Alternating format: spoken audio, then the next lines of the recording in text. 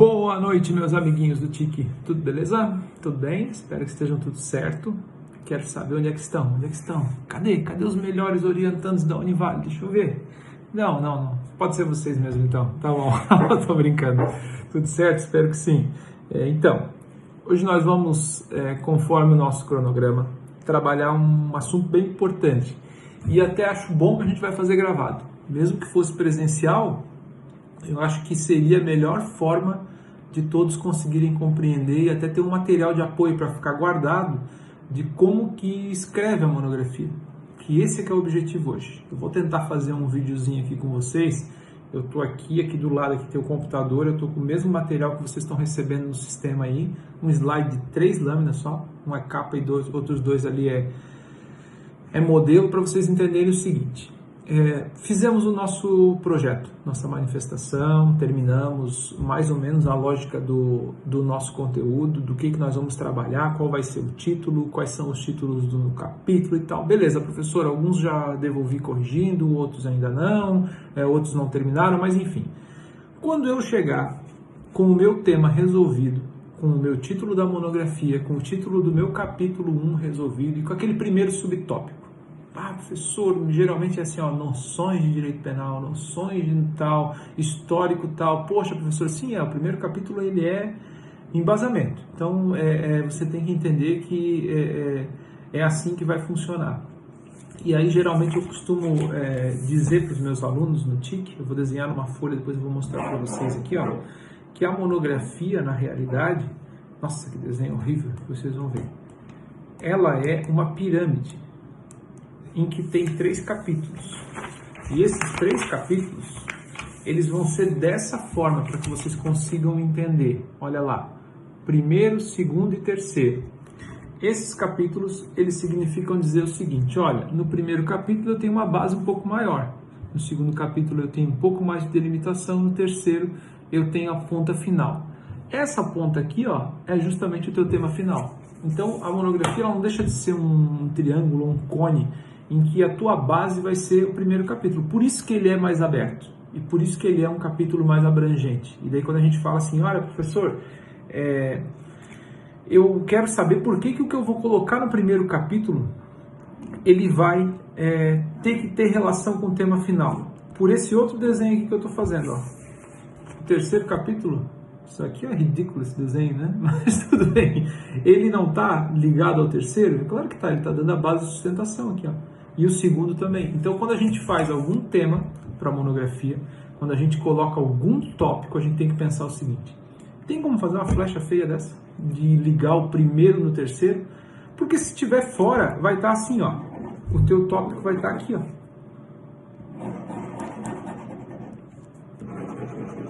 Ele vai estar do lado. Ele vai estar nas laterais. Isso não interessa. Só me interessam os tópicos que me levam até o topo da minha pirâmide. Então, isso aí que vocês têm que ter em mente quando falam em monografia. O capítulo precisa ser abrangente o primeiro, o segundo precisa ser um pouquinho mais delimitado e o terceiro é no ponto. Então, ninguém resolve tudo direto do terceiro.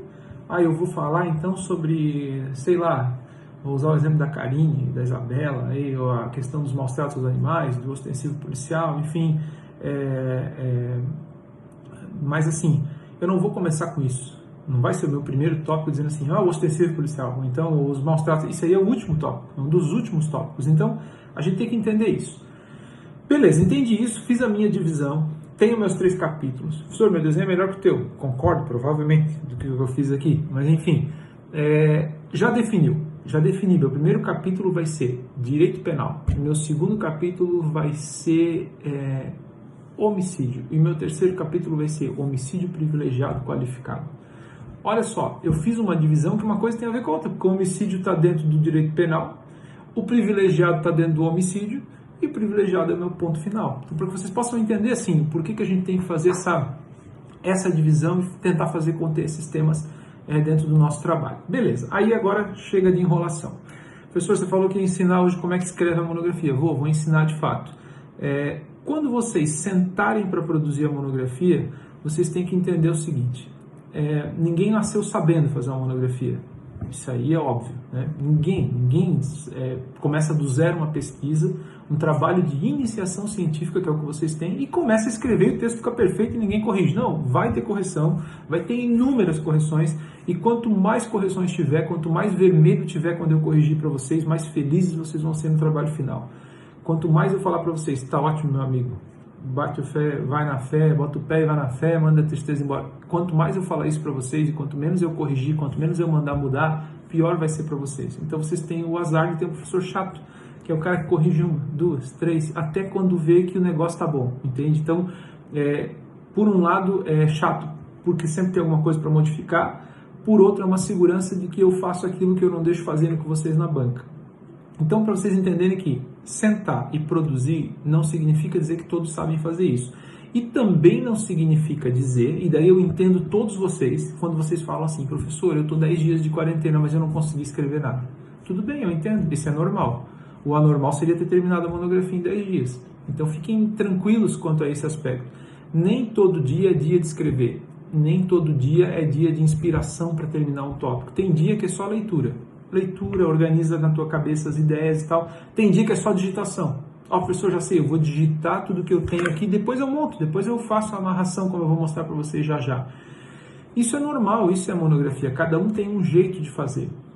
Cada um tem um jeito de organizar suas ideias. Eu gosto de ler primeiro e depois montar na minha cabeça e escrever, só que dependendo do tamanho do que eu faço, eu preciso ir guardando as informações no meio do caminho, senão eu posso me esquecer.